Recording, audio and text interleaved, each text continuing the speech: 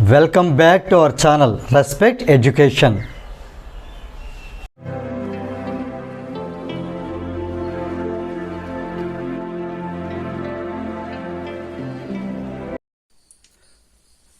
ఈ వీడియోలో మనం ఎక్సర్సైజ్ 8Aలో క్వశ్చన్ నెంబర్ 6 ఎలా సాల్వ్ చేయాలి నేర్చుకోబోతున్నాం.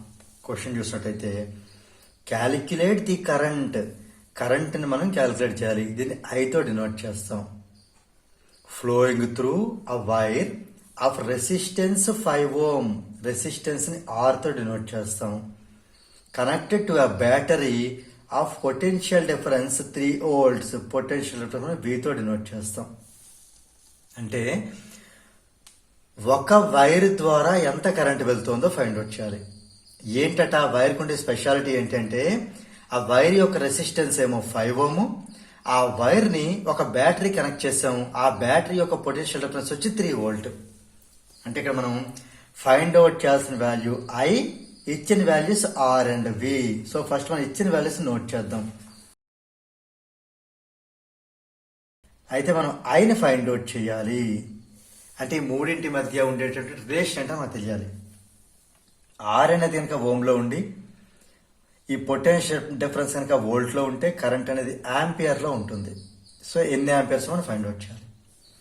ఓకే, ఈ మూడింటికి రిలేషన్ తెలియజేసేటటువంటి ఒక లా ఉంది.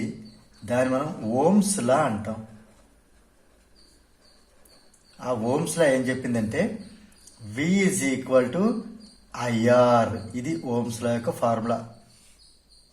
ఇందులో మనకి నోన్ వాల్యూ సబ్స్టిట్యూట్ చేసేద్దాం. V అంటే 3 volts, సో 3 రాస్తున్నాను. I అంటే మనం ఫైండ్ అవుట్ చేయాలి. I యాస్టీస్ అలా ఉంచుదాం. ఇంటూ R అంటే 5 ohm, సో 5 రాస్తున్నాను. దీన్ని బట్టి మనకి I కావాలి అంటే ఈ 5 అనేది ఇటు వెళ్ళిపోవాలి. ఇటు మల్టిప్లికేషన్లో ఉండి ఇటు వెళ్తే డివిజన్ అవుతుంది. అంటే 3/5 అవుతుంది. 3/5 ఇంటూ 2/2 చేద్దాం. 3 2s are 6, 5 2s are 10. ఇలా చేయడం వల్ల ఎప్పుడైతే మన బై 10 వచ్చిందో ఓకే 0 పాయింట్ అని రాసి పాయింట్ తర్వాత ఒక డిజిట్, ఆ డిజిట్ 6 రాసేయచ్చు. అంటే 0.6. ఇది నేను చెప్పాను యూనిట్స్ యాంపియర్స్ అని చెప్పాను. అంటే I అనేది ఎంత 0.6 యాంపియర్స్. సో కన్క్లూజన్ రాద్దాం. The current flowing through the wire is 0.6 amperes. So దీంతో మనకి ఈ క్వశ్చన్ నెంబర్ 6 అనేది కంప్లీట్ అయింది. If you feel this video is helpful to you, please like, share and subscribe our channel. And please do not forget to press the bell button so that you will get the notifications from our channel. Thank you very much.